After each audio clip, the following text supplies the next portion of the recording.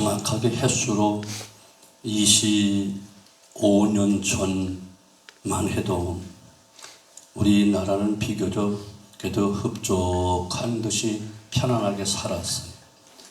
돈도 그저 잘 돌아가는 것처럼 보였고, 삶도 풍족하게 마치 선진국의 한 나라처럼 많이 멋있게 쓰고 삶을 살아갈 수 있었어요. 직장과 생업은 나름대로 잘 된 것처럼 보여서 그때는 맞벌이 부부 직장 생활하지 않아도 그냥 생활할 수 있었어요. 그리고 식당과 유흥업소 그리고 휴일에는 많은 사람들이 여가와 오락을 매우 즐기면서 모두가 부자인 것처럼 살았어요.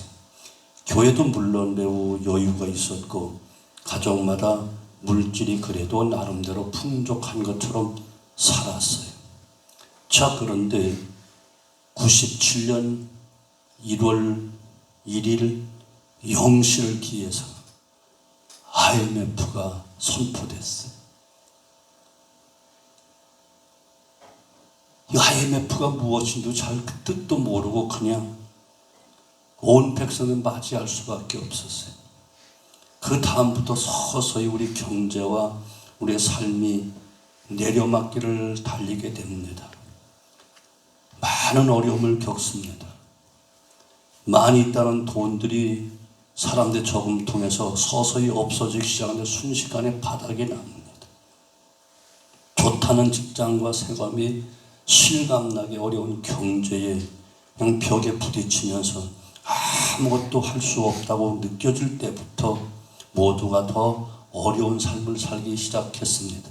물론 소수의 부유층은 그 어려운 시기를 이용해서 돈을 더 버는 사람도 있겠지만 그건 소수고, 대다수의 사람들이, 특별히 말단 서민들은 준비도 없는 채로 IMF란 그 차가운 그 칼바람을 마치 벌거벗은 것처럼 벗은 몸으로 다 온몸으로 맞이해야만 했습니다. 우리 젊은 사람들 잘 모르지요. 젊어도 어렸을 때는 엄마 아빠 때문에 그 고통 겪겠지. 엄마 품에서 몰랐지. 많은 가정들이 깨어지기 시작했습니다. 실업자가 속출했습니다. 노숙자가 역전마다 늘비하게 누워 잠을 잤습니다. 물론 교회들도 다 어려움을 겪었습니다. 교회를 건축하다 중단된 교회들 많이 있고, 부도 나서 그냥 넘어가기도 하고, 또 기성교회도 이미 건축한 교회들 부채 감당이 안 돼서 그냥 다른 건물로 하건 다른 어떤 사업체로 다 경매로 넘어가는 글들이 속출했습니다. 성도의 헌금은 그냥 다 절반으로 줄어드니, 교회 헌금이 줄어드니 자연히 교회 형편도 어려울 수밖에 없고, 교회 재정 심히 어려움을 겪을 수밖에. 우리 교회는 더 많을 나이도 없었어요. 96년 2월 24일 날 첫 삽을 띄고 10월 18일 날 이 예배당 입당 예배를 드렸는데 돈 갖고 지은 게 아니거든요. 마이너스 4천만 원 가지고 시작을 해가지고 전액이 빚이었거든요. 거기에다 또 하나님 은혜로 얼마나 감사한지 90년 11월 10일 저 용인은 3군 사령부에서 공개 입찰을 통해서 옆엔 국방부 땅 333 그 은혜 속에 364평을 또 샀거든요. 빚으로. 근데 빚을 낼 수가 없었어요. 딱 은행 같은 데다 신청해서 돈이 곧 나올 줄 알았는데 딱 영시부로 탁 IMF 터지니까 다 문이 닫혔어요. 계약금 4천만 원만 뛸 형편이 되었어요. 그래서 성도들에게 사정해서 있는 돈 가져와라, 빌려달라, 반드시 갚겠다 해가지고 계약금을 걸었어요. 이제 3억을 채우기가 너무너무 어려웠어요. 매월 이미 있는 빚과 저 3억도 또 여전히 또 교인들이 다 그렇게 어떻게 구해와서 잔금은 치렀는데 매월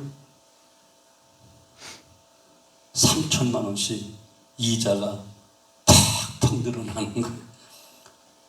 헌금 들어오는 가지고는 뭐 교회 형편 뭐 이런 것도 관리도 안 될 정도고 인건비는 물론이고, 그러니까 고스란히 3천만 원씩 이자가 늘어나는데, 이자를 주려 이자를 또 이자를 갚기 위해서 또 이자를 내려니 돈 빌릴 데도 없을 뿐만 아니라 팍팍팍 늘어나는 거예요.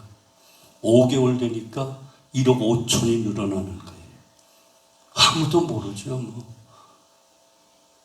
저는 그냥 피가 말라요. 일주일 내내 잠 한 잠을 못, 잠이 안 오는데 뭐 눈만 말똥말똥하고 막 나중에 정신이 막 이상되려고요. 헛소리가 나오더라고요.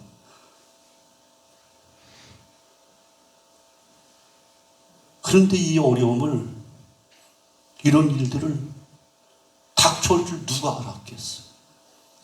모르겠지. 정찬 몇 사람들은 국고를 살펴보면서 그런 의논을 했으므로 알 수 있겠지만 서민들이 누가 알 수 있어요? 아마 모르는 게 또 우리한테 약이었는데, 뭐 몰랐으니까 교회를 빚으로 줬지. 알았으면 누가 그 짓을 어떻게 하겠어? 죽으려고. 333 전복 은혜 둘째 치고 당장 죽게 생겼는데 그걸 누가 또 그 빚을 내서 살겠어요? 모르는 게 약인지 독인지는 모르지만 그래도 감당했잖아요. 원하지 아니했는데 직장에서 간절히 밀려나고요. 사업들 부도나고 망한 문들 닫고요. 일꾼들 들어가 일할 자리 하나도 없고요. 너무나도 차갑고 서늘한 시간들이 매일매일 계속됐어요. 준비가 전혀 안 된 채로 누구도 말 한마디 광고도 없이 되어지니까 이 한순간에 고통이 찾아오니까 온 나라가 다 꽁꽁 얼어붙을 수밖에 없어요. 그런데 지금 우리 살아있잖아요. 살아있으니 얼마나 다행이에요.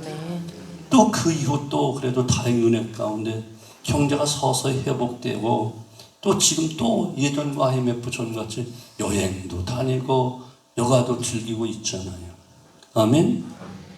당시 또 이 IMF에 쓴 자는 우리나라만 국한된 것이었어. 다른 나라도 더 잘 사는 나라도 있었다니까요. 자, 여러분, 그런데 IMF와 비교가 안 되는, 우리나라뿐만이 아니라 온 인류가 정말 정확하고 분명하게 준비되지 못한다면 바로 IMF 비교할 수 없는 정말 끔찍한 날이 온다니까.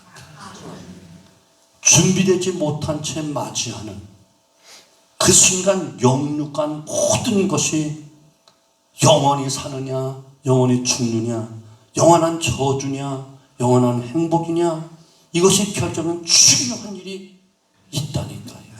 그것이 바로 주님의 재림의 순간이다, 이렇게 이야기합니다. 아멘. 주님의 재림의 순간은 IMF에 비교할 바가 아니다. 우리나라에만 국한된 것이 아니고 온 인류에게 너나 할 것 없이 천사장의 큰 호령과 하나님의 큰 나팔 소리와 함께 시작된 예수의 재림의 그 놀라운 사건은 준비된 자는 영원한 기쁨과 영원한 행복의 자리로 들림받고 하나님께 영광을 돌리며 행복한 삶 영원히 시작되겠지만, 그렇지 못한다면 그야말로 영원한 심판의 자리, 무엇으로 비교할 수 없는 끔찍한 저주의 자리, 평생 고생했던 것 10배 100배 소급해도 도저히 거기 감히 비교할 수 없는 그야말로 끔찍한 심판, 진노의 심판의 자리에 그저 벌거벗은 것처럼 적나라하게 다 드러난다. 성경은 이야기하고 있다니까. 언제쯤이겠다라고 생각한다면, 어렴풋이 준비하는 삶을 살아갈 수만 있다면, 그날과 그 시간을 전혀 알 수 없는 비밀 속에 두었기 때문에 알 수는 없어. 어떤 이 큰 두려움 속에 준비하는 삶을 살고 있는가 하면, 아예 어떤 이는 아예 전혀 무시하고 아예 알려고 하지도 않고, 오히려 이런 날이 올 것이다라면 미친 사람 헛소리 한다라고 헛소리를 듣고 있을 것이고, 그저 준비한다고 하는 성도 교인들 가운데 다음으로 미루고 내년으로 미루고 차차 하지라고 미루면서 자신의 일만, 세속적인 일만 계속하는 삶을 살다가 어느 순간 팍 닥치게 되어지면 IMF는 저리 가다 그러냐. 물론 뭐 어떤 세상 사람은 어떤 거짓말이지 미친 소리 한다라고 예수님의 재림을 이야기하면 마치 정신 나간 사람들이 하는 것처럼 헛소리를 들 수 있겠지만, 그러나 분명한 것은 성경은 분명히 약속하고 있다는 것입니다. 아멘. 사랑하는 성도는, 어떻게 저와 여러분은 지금 주님의 재림을 준비하고 살고 계신가요?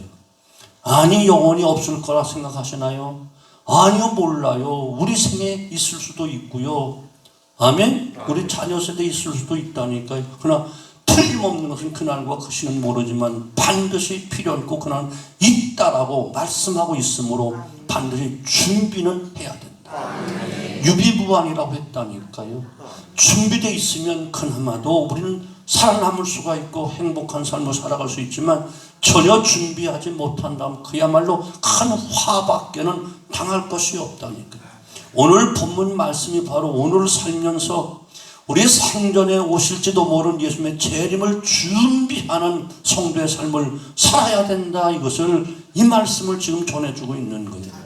오늘 이 말씀이 저와 여러분의 큰 경각심이 되고 도전이 되고 위로와 또한 격려가 되는 복된 시간 되어지기를 주님의 이름으로 축원합니다. 먼저 마지막 주님의 재림을 준비한 오늘 우리들은 어둠 속에 거하는 삶을 살아서는 안 된다라고 안타깝게 사도 바울을 통해서 말씀하는 거예요. 4절 말씀 보면, 형제들아 너는 어둠에 있지 아니하며 그날이 도둑같이 너에게 임하지 못할 것이다, 이렇게 이야기하는 거예요. 여기 어둠이란 단어는 무엇을 말하고 있을까요? 바로 영적인 무지함, 도덕적인 악함, 그 상태를 이야기하는 거예요. 거기에 그냥 머물러 있으면, 머물러 있기를 좋아하면, 그야말로 거기에 안일주에 빠져 있으면 그야말로 끔찍한 일을 당한다는 거예요. 그 죄를 깨닫지 못하는 삶, 오히려 죄악을 즐거워하며 그 즐거움에 따라가는 삶, 영적인 무지와 무관심 속에 하나님의 관계는 점점 멀어지고 사탄이 좋아하고 세상에 좋아하고 박수치는 그 일에 자꾸만 관심을 가지고 한 걸음 한 걸음 빠져들어가는 삶, 바로 그것이 어둠의 삶이다, 이렇게 이야기하는 거예요. 바로 지금 지금 시간과 똑같아요. 지금 어둠이 서서히 몰려오는 7시, 8시 이 시간이잖아요. 서서히 점점 어둠이 온단 말이지. 바로 세상이 그렇다는 거예요. 우리가 깨닫지 못하는 습관에 의해서 옛날 하던 그 버릇대로, 그 습관대로 그냥 안일주에 빠져있고 죄악에 빠져있고 편안하다 아니라다 노아이 때와 같이 집을 사고 팔고 짓고 시집가고 장가가고 먹고 마시고 즐거워하는 그런 속에 그냥 빠져있다 보면 어느 순간 깜깜해졌다 그러는 거예요. 사도 바울은 자신이 예수 믿기 전의 생활을 어둠의 삶으로 표현을 했어요. 그럼 사도 바울의 그 예수 믿기 전 참 무엇이 문제였지요? 사도 바울은 많은 학식이 있었던 사람인데 그것이 무슨 문제겠어요? 좋은 가문에 살았어요. 그것이 어둠과 무슨 상관이 있지요? 열심히 살았던 사람이, 그는 최고의 공부하기까지 밤낮으로 살았던 사람이 무엇이지요? 이것이 어둠의 삶일까요? 아니요. 그는 참된 생명이 무엇인지 모르는 채 열심히 살았다는 거예요. 열심히 산 것이 중요한 것이 아니고 잘못된 열심은 오히려 화가 된다니까요. 이해가 되시죠? 공을 차도 자기 골문을 향해서 열심히 달려가, 앞장서 뛰어가 달려서 집어넣으면 그 열심이 좋은 열심이라고, 망하는 열심이잖아요. 마치 그렇게 사도 바울은 살았다니까요. 누구보다 열심이었어요. 좋은 가문에 태어나기도 했고 머리도 똑똑했기도 했겠지만 그만큼 노력했으니까 가말리엘 문화에서 최고의 자리에서 수제자 그 자리에 있어서 장래가 총망한 사람으로 살았고, 가문도 좋아가지고 그냥 당당하게 살 수 있는 좋은 가문 속에 태어났다니까요. 그럼 그 좋은 가문이 어둠인가요? 아니잖아요. 그 열심이 어둠인가요? 아니잖아요. 무엇이 어둠이죠? 그 참된 생명이 무엇인지 모른 채 살아가는 그것이 문제라는 거야. 아무리 많은 지식을 가지고 있어도 생명기를 찾지 못하면 이것이 어둠이고, 아무리 좋은 가문을 가지고 훌륭한 그야말로 금수저 가정에 태어나고 그 삶을 산다 할지라도 그것이 그만 교만을 드러내는 것이라는 것이 주님과 반대되는 어둠의 기름에 틀림이 없고, 열심히 있어서 교회를 핍박하고 담에서 달려가는 열정도 가지고 있지만 그 열심히 생명신 예수님을 박해하고 교회를 박해하는 그 무지의 열심이라면 그것이 어둠의 삶이다. 자신은 그래서 이와 같이 어둠의 삶을 살고 있었다 고백하잖아요.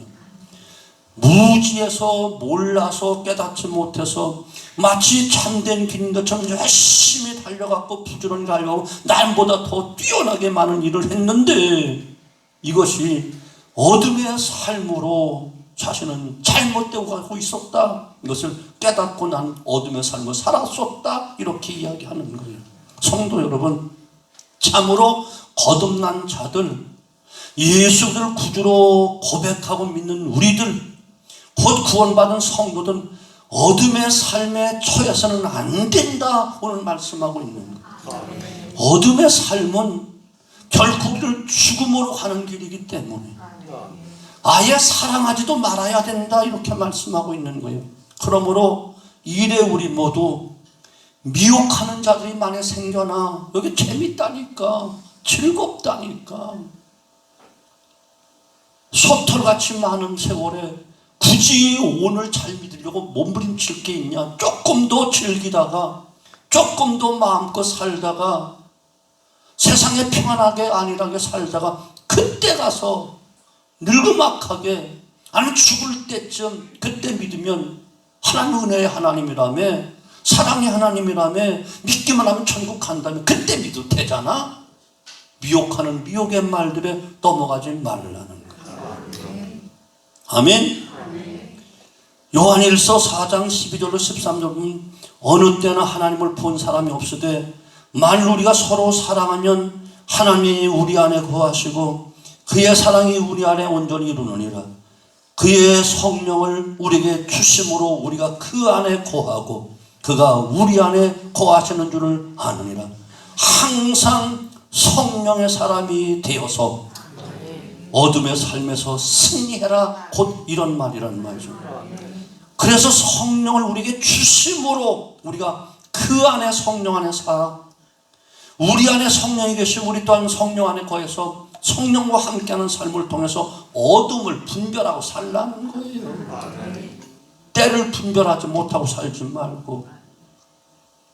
옛날에는 그냥 통행금지 시간이 있어서 왱하고 울면 아 집이 들어가는 시간이다 하고 들어갔는데 지금은 밤낮이 없어.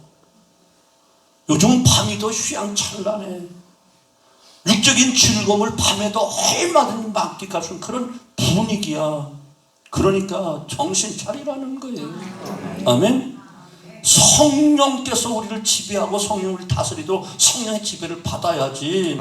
세상의 지배를 받으면 휘황찬란한 것, 재밌는 것, 그저 보기 좋은 것, 느끼기 좋은 것, 여기에 쫓아가다 보면 그것이 바로 어둠의 세상이요 어둠의 길이다. 이렇게 말씀하고 있는 거예요. 사랑하는 성도 여러분, 저와 여러분의 삶이 어둠의 삶과 구별할 줄 알아야 되고 구별해야만 되는 거예요.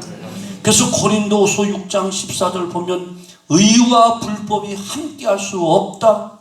빛과 어둠이 함께할 수 없다. 바로 이와 같은 모습들에 젖어가며 스스로 낙심의 자리에 들어가지 말고 왜 나도 저들같이 즐겁게 살지 못할까? 더 편안하게 살지 못할까? 여기에 미혹받지 말고, 아멘? 사도 바울은 날마다 우리 육신을 죽이면서 쳐서 복종시키면서 우리 옛사람, 죄사람, 육의 사람은 주님의 십자가에 함께 죽고 새롭게 주님의 부활 함께 새로 살아가는 사람답게 빛들의 사람들로 살라는 거예요. 아멘. 왜요? 주님이 두족같이 임하신다 했기 때문에. 철저하게 재림의 순간을 준비하면서 언제나 빛의 자녀답게 살다가 주님 아멘 주 예수여 어서 오시옵소서 주님을 영접할 수 있는 은혜, 영접할 수 있는 큰 축복이 우리에게 있게 되어지길 바랍니다. 지금 이 자리에 앉았는 게 세상 사람과 비교한다면, 또 적당히 신앙생활 한다는 사람과 비교하면 얼마나 우리가 고리타분한 사람들이야. 아마 지금 시간 텔레비전 가장 좋은 연속으로 지금 아마 진행되든지 영화가 있을 것이고, 세상 문화가 우리를 막 유혹할 수 있는데 딱딱한 자리에 그저 다 초등학생처럼 일자로 서서 앉아서 그 말씀 듣고 얼마나 고리타분하고 얼마나 답답해. 그러나 이것이 빛의 길이라는 거예요. 아멘. 주님은 그냥 좁은 문으로 들어가라. 좁은 길 좁은 문으로 들어가라. 아멘. 아무든지 나를 따라오려거든 십자가를 지고 나를 따라라. 십자가 벗어놓고 눈을 날라로 따르지 말고 십자가 짊어지고 오라는 거예요. 아멘. 아멘. 아멘. 두 번째는 빛과 낮의 아들같이 살아라. 5절 말씀 이야기하는 거예요. 5절 말씀, 너희는 다 빛의 아들이요 빛의 낮의 아들이라. 우리가 밤이나 어둠에 속하지 아니했다. 우리는 거기서 벗어난 사람들이라니까. 골로새서 3장 13절인가요?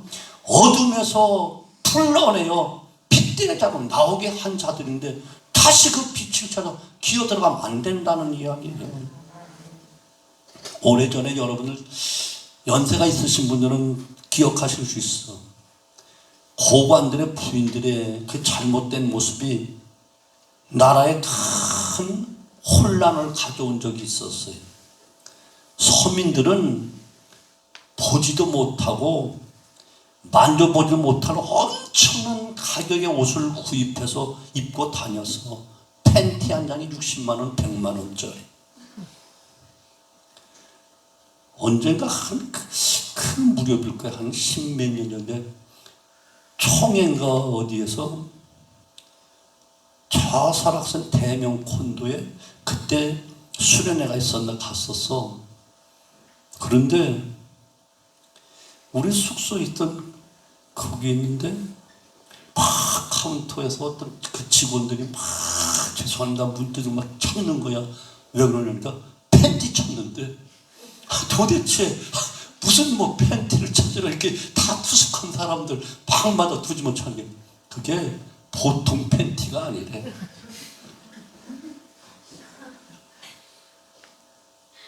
얼마나 살 수 없는 팬티인데 60만 원짜리래. 우리 숙소 2박 3일 자는 것보다 더 비싼 팬티야. 그러니 뭐 그 문제가 심지어 정부를 향하여 불똥이 튈 정도면 얼마나 대단한 사건이었겠어. 얼마나 고관들의 부인이겠어요.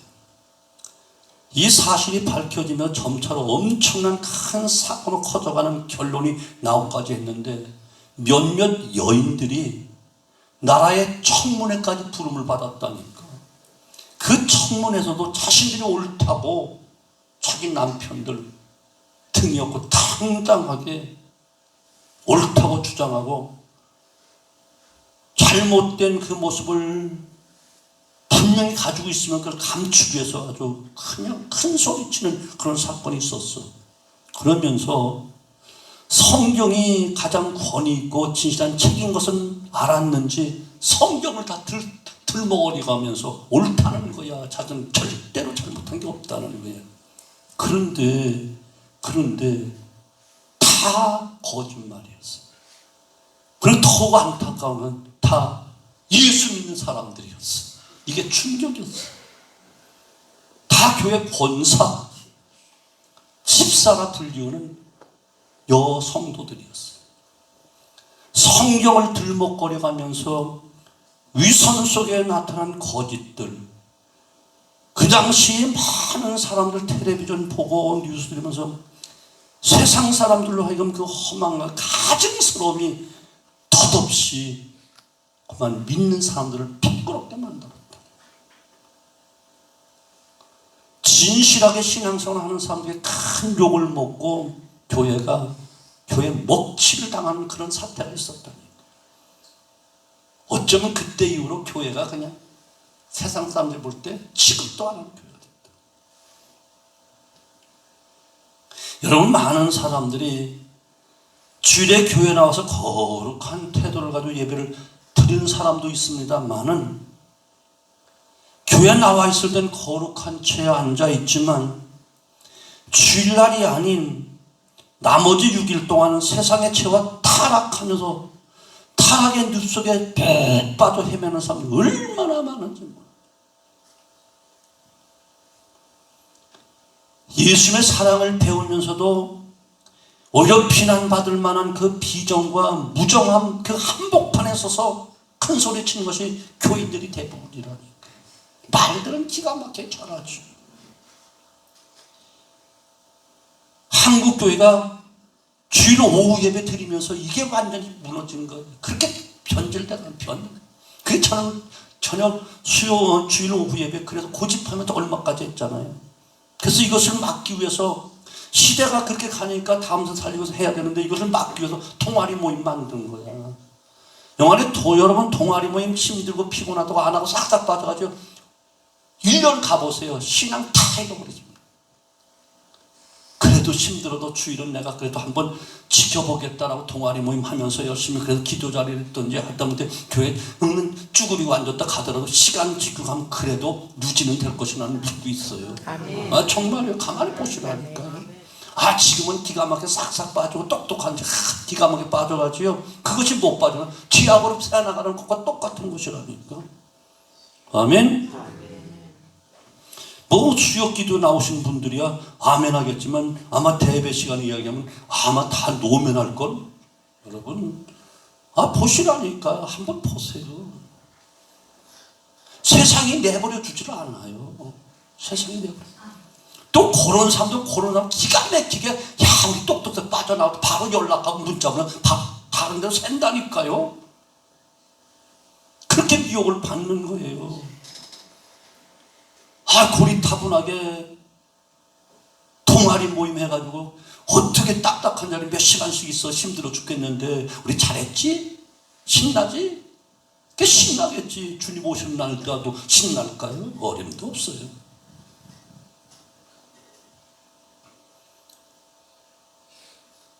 정말 신앙의 성실이 아닌 부패 한복판에서도 예수 믿고 교회에서 귀한 직분 받은 사람 것을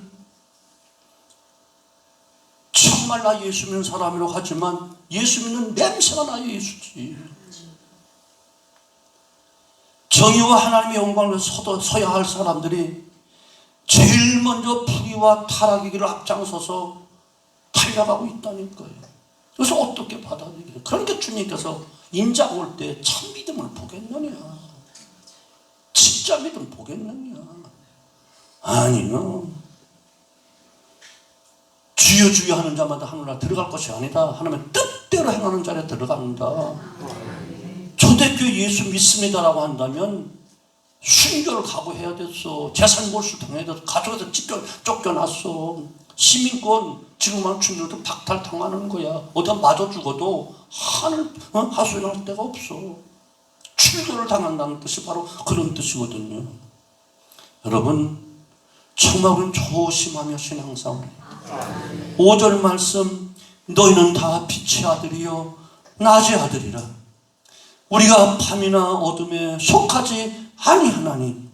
어둠과 빛, 낮과 밤은 서로 반대되는 개념이에요.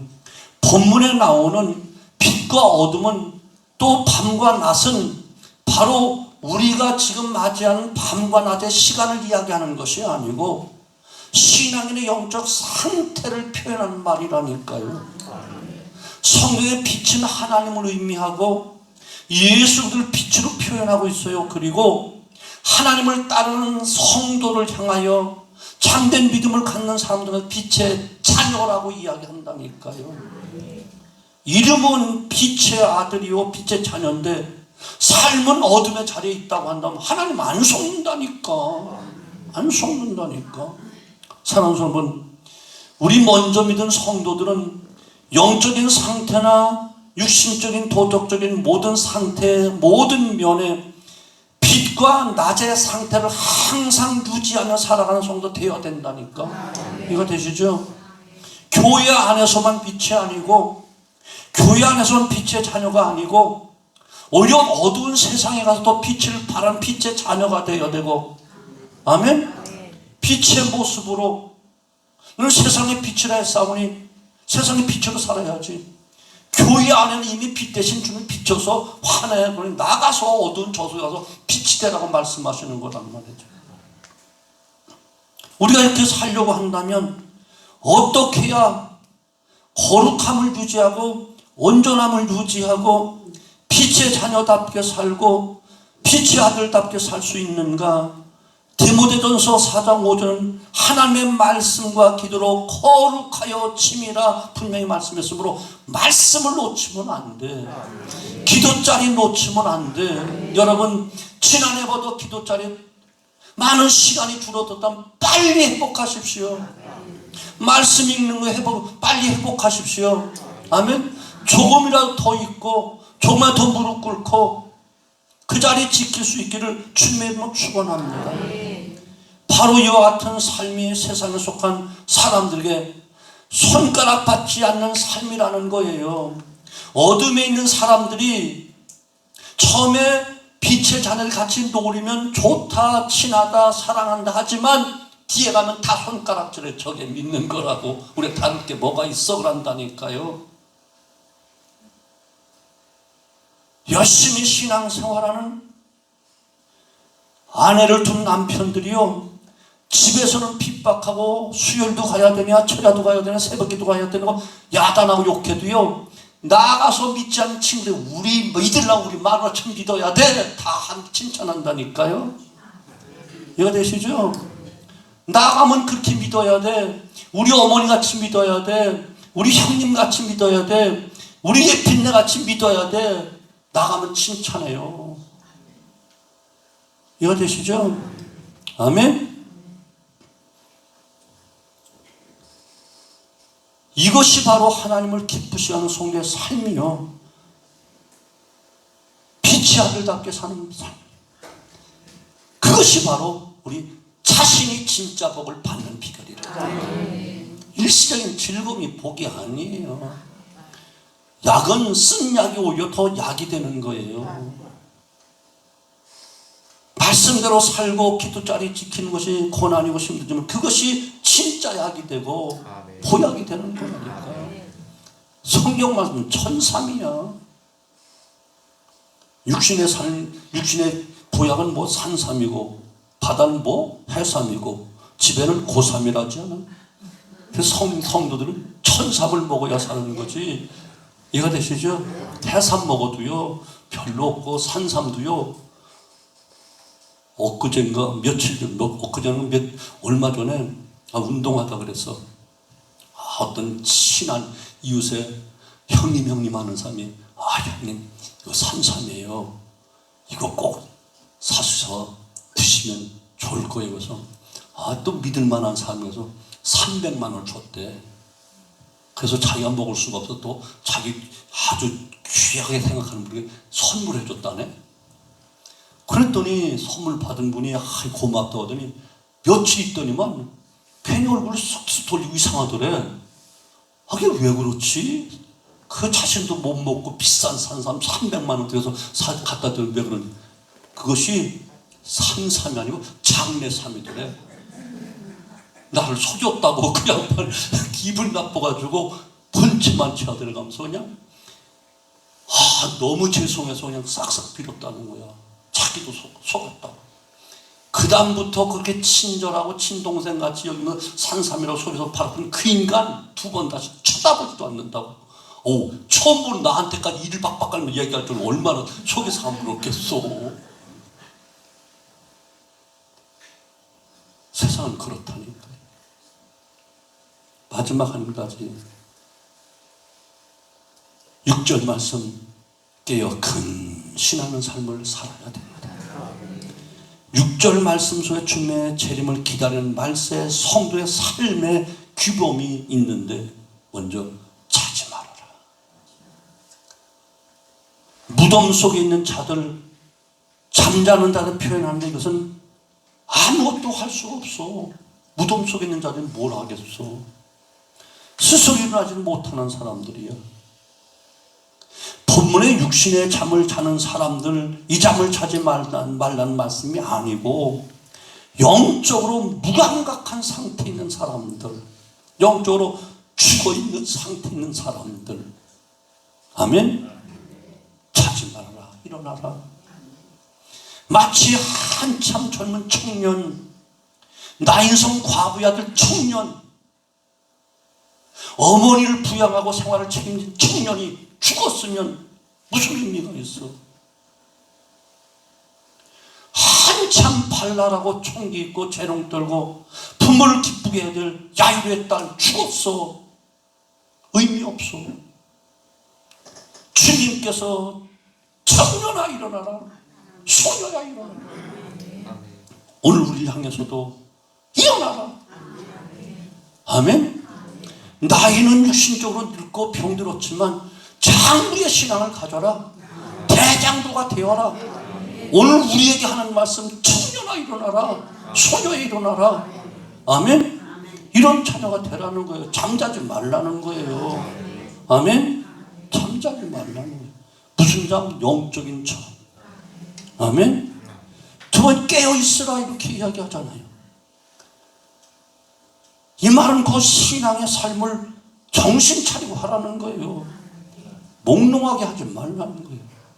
저는 어제 그제 그냥 하루 종일 새벽부터 가가지고 차 타고 밤 늦게, 어제 늦게 왔지. 그래서 솔직히 오늘 새벽기도, 오늘 낮에 새벽기는 안 갈 거야. 당신 놓지 말고 수면도 일찍 먹고 푹 자. 그래야지만 내일 활동할 수 있어. 그러고 사모 그 약 좀 나 좀 구워줘. 그래서 그 약을 다 구워서 먹었다. 수면제를. 오히려 덜 짖겠어. 3시 40분에 깨야 되는데 3시 26분에 깼으면 덜 짖겠지. 그러고 그래도 빨리라도 더 자야 돼. 오늘 새벽에도 안 갈 거야. 맘먹고 자려고 그랬는데 말똥 아이고 내가 더 잠을 못 하겠니 하고 계속 겨나와서 그냥 했는데 이러면 수면제가 낮에 하루 종일 몽롱한 거야. 그냥 정신을 못 차리겠는 거야. 그냥 날씨도 따뜻한 데다가 그냥 막 맥을 못 추겠는 거야. 그래서 오후에 아무것도 못 하겠어. 겨우 설교 준비 또 오늘 저녁 또 설교해야 되지, 또 철야 설교해야 되지, 또 주일날 해야 되지 하니까 설교 준비 주보 만들어 놓고 다시 점검하고 하다 보니까 오후 시간을 다 뺏기는데 얼마나 몽롱한 가운데 했는지 그렇더라.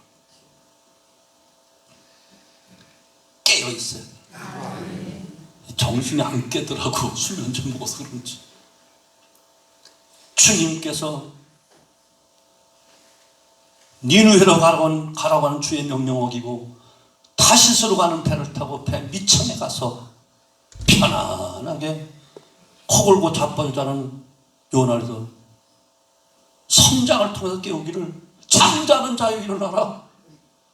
오늘 주님께서 한 교회 구원의 방주에 선장을 통해서 잠자는 자여 일어나라. 지금 깨우고 있는 거예요. 지금 자다가 깰 때가 벌써 됐어요. 매일같이 선포되는 말씀, 기록된 말씀 주님 눈에 보이지 않지만 각 교회마다 각 병원마다 의사가 있고 교관이 있고 또한 때밀이가 있고 이와 같이 또 훈련 조교가 있듯이 바로 훈련받는 교회 조교 목사를 통해서 훈련 강하게 시키는 것이고 때밀이 시켜서 회개하라고 외치는 것이고 아멘. 오늘 잠자는 우리 성도를 향해서 마치 선장이 잠자는 자여 지금 밖에 지금 큰 태풍불 죽구산이야 지금 날개부터 자포도 자고 그냥 잠자는 자여 일어나 외쳤던 것처럼 오늘 연 목사가 어쩌면 마지막으로 여러분 잠자는 자여 깨어일어나, 이 말이 마지막 선풍지도 모르잖아. 오늘 밤 주님 오시면 마지막이지 뭐. 이거 되시죠? 사명의 잠을 자고 해야 될 거 하지 않고 잠을 자고 있으면, 기도할 때 기도하지 않고 잠을 자고 있으면, 나라가 있는데 이런데 잠을 자지 않고 있다면 어찌 나라를 사랑하는 백성일 것이고, 한국 교회가 이렇고 우리 교회가 이렇고 우리 자신의 신앙이 이런데 이럴 때 잠을 잔다면 그게 무슨 교인이며, 그거 어떻게 성도며, 어떻게 빛의 자녀겠는가. 깨어있으라 오늘 당부하고 있는 겁니다. 세 번째 권면은 근신하는 삶을 살아. 근신이란 말은 원어의 네포란 말인데, 이 말의 뜻은 일상생활에서 절제하며 살아라. 규모 있게 살아라. 아멘. 그렇다고 무조건 참고 무슨 일든지 희생하고 먹을 것 안 먹고 쓸 것을 안 쓰라는 그런 말이 아니고, 하늘에 올라가서 빠른 속도로 하늘에 쫙 그림을 그리고 지나가는 제트기 조종사들이 착각한 경우가 있대요. 높은 하늘 너무 빠르게 달려가다 막 이리저리 휘대고 다니다 보면 여기가 하늘인지 땅인지 구분이 안 된대. 지금 공중으로 수직 상승하는 것인지 45도 과학도로 지금 상승하는 것인지 내가 뒤집어서 지금 가고 있는 것이, 이것이 분간이 안 된대. 아주 빠른 속도로 막 헤매고 다니면, 이럴 때 분명히 판단할 수 있는 것이 딱 하나가 있는데, 비행기 안에 계기판을 보면 정확하게 안 돼. 계기판을 보면 지금 상태가 바로 가고 있는지, 아니면 뒤집어서 지금 가고 있는지, 상승하여 올라가는지, 45도 각도로 지금 날아가고 있는지 계기판을 봐야만 정확하게 알 수 있대.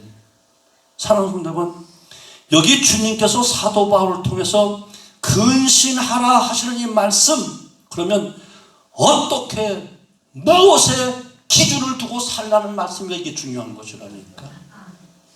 믿음 가져야 되는데 믿음의 대상이 누구냐가 중요한 것이라니까. 아멘? 이해가 되시죠?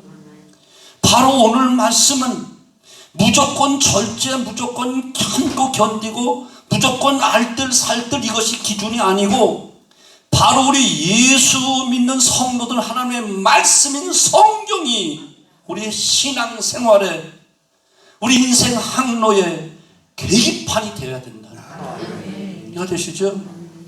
말씀을 잃어버리면 아무리 쏜살같이 제트기 좀 달려가도 내가 뒤집어 가는지 제껴져 가는지 바로 가는지 분간이 안 된다는 거예요. 다수가 간다고 다 쫓아간다고 좋은 길이 아니고, 혼자 막 간다고 또 1등 가는 것도 아니고, 정확하게 신앙과 삶의 규범이 되는 말씀을 쫓아 말씀의 계기판을 보고, 말씀의 내비게이션을 보고, 말씀의 나침판을 보고, 말씀의 지도를 보고 가야지만 정확하다는 거예요. 이게 중요한 것이라니까. 열심히 하는 거 좋아. 그런데 어떤 열심으로 하는가? 말씀에 합당한 열심으로 해야 된다는 거예요. 예배 드리는 거 좋다면 말씀에 꼭 맞는 예배 드리라는 거예요. 기도도 그래서 주님이 가르쳐준 그 기도를 본받고 그 모델로 삼고 하라는 거예요. 무조건 막 그냥 중언부언 막 비나이다 하지 말고. 아멘? 그래서 근신하라는 말은 곧 정확한 어디에 기준을 두고 절제하고 참고 견뎌, 이것이 중요한 것이라니까. 오직 하나님의 말씀이 우리의 삶을 바르게 잡아가기 때문에 내 발에 등이어 비친 그 말씀을 따라서, 오직 하나님의 말씀은 성령의 감동으로 된 것으로 바르게 함과 의로 교육하고 책망하고, 교육하며 바르게 하고 책망하고 의의 길을 걷도록 하는 그 말씀을 따라서 가야지만 정도를 걸을 수 있다는 거예요. 아멘? 이 항로에서 벗어난 삶이 되었다 할지라도 순간 우리가 착각해서 다시 말씀의 계기판을 보면 돌아올 수가 있는데, 아예 말씀을 듣지 않으면, 말씀을 읽지 않으면, 성경책 집안에 딱 덮어놓고 먼지만 쌓이게 하면 어디서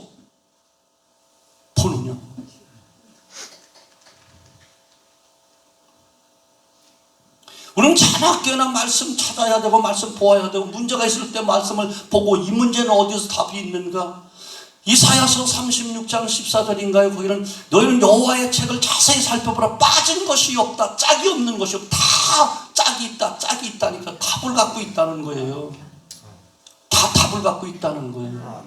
그럼 무디가 지금이야 많이 또 이와 같이 많은 학자들이 연구도 하고 책도 여러 책도 나오고 주석도 많이 나와서 다 어떤 말씀을 하면 다 주석을 보든지 아니면 컴퓨터로 딱 찾고 휴대폰을 딱 찾을 수 있어. 그때는 그런 것이 발달이 안 됐으니까 어떤 문제가 있어서 이게 이 문제인데 기도를 해야 되는데 이 문제를 성경이 뭐라고 답을 주고 있지? 하나님 벌써 뭐라고 말씀하지? 일주일 내내 그 문제, 자기 문제에 대한 성경 답을 찾으려고 일주일 내내 기도하고 찾은 다음에 기도했대. 이거 되죠? 기도는 그렇게 하는 거라니까. 무조건 midnight이다. 무조건 주시옵소서 기도 아니야. 성경의 짝을 찾아야지 답이 나오는 거지. 이거 되죠? 그럼 평상시 자꾸 듣고 묵상하고 되새김질하고 항상 내 마음의 말씀 가득 채워야만, 그래야만 탁 끄집어 내 문제와 그 말씀을 가리켜 성령의 검이라고 이야기했잖아요. 길을 가는데 사탄이라는 녀석이 창을 들고 나를 찔러 죽인다고 할 때 내 속에 마음속에 간직해는 검을 팍 뽑아야 되잖아.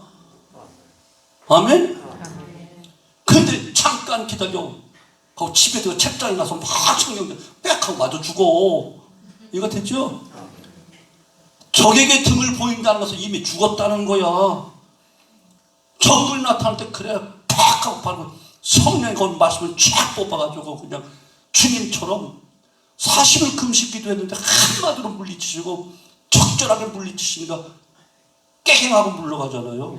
우리 그렇게 예수의 사람 이래야 된다니까. 그러니까 성경 많이 읽어야 돼. 아멘? 밑줄도 치고 암송도 하고 연세 60세 넘어가시면 암송하려고 하면 또 막 머리 터지니까 그냥 읽으셔. 그 전에 많이 읽어놔.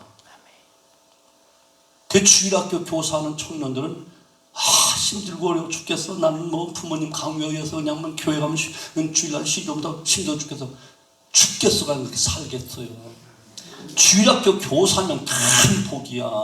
큰 복이야. 그때 아이들 가르치려고 암송하고 가르치는 것이 내게 얼마나 유익한 말씀으로 평생을 살아가는 보안데 그게 영의 양식인데 바로바로 생각나지. 이거 되죠? 그래서 말씀에서 우리는 벗어나면 안 돼. 사도 바울은 그러면서 세 가지를 강조하는 거예요. 데살로니가 교회 교인들이 잘못된 종말론에 이끌림 받아서 생활의 질서를 잃어버리고 무질서한 방법으로 살아가니까 흔들리는 것이 너무 안타까워서 영적인 각성을 통하여 깨어라, 자지 마라, 근신하라. 각성을 촉구하면서 영적으로 정결한 삶을 살아라. 아멘? 올바른 종말의 신앙 반드시 가져야 된다. 그렇다면 주님 맞을 수 없다. 이것을 강조하는 거예요. 오늘 여전히 똑같이 결론이 이제 나의 삶과 신앙을 다른 사람에게 맞추지 마. 저 사람 나보다 오랜 신앙생활 했는데 이것밖에 안 하는데 나 이 정도면 잘하잖아. 아니야. 우리의 신앙의 대상은 그분이 아니야. 어떤 장로님이 이 정도 하니까 나 이 정도 봉사하고 이만큼 하고 이렇게 하면 되잖아. 아니야. 걷다 비교할 것도 아니야. 똑같은 생활은 아닙니다.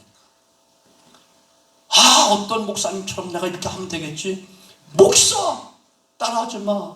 내가 볼 때 나를 비롯한 가장 믿는 사람과 믿음 적은 사람이 다 목사들이야. 이상하게 들릴지 몰라도 설교할 때는 다 믿음 좋은 것 같아. 기적의 주인공들 같아. 근데 실제로 여러분과 똑같은 삶을 다 하면 다 인간적인 머리 굴려.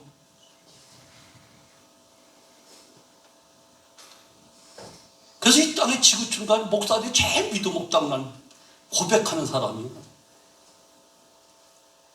평신도 믿음이 최고 믿음이 좋아.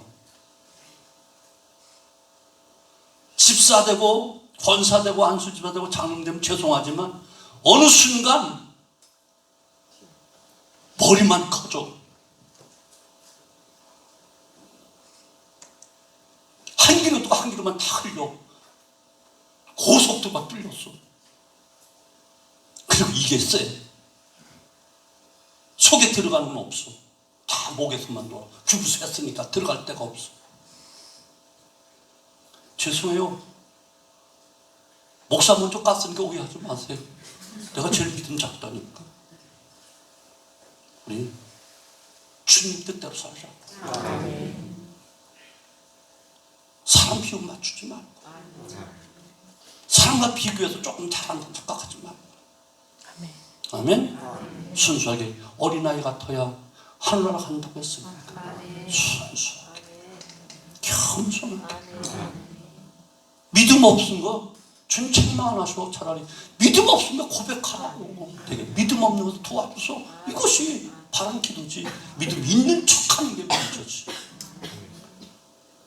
죄 지었으면 나는 죄노소다 고백하는 게 믿음이고 이게 바른 기도야. 죄가 있으면서 안 그런 척하는 게 문제지. 척이 문제라니까. 아멘. 요 권사님 다리 좀 주물러 주고 지금 다리 쥐가 나서 좀 막 죽어가고 있잖아.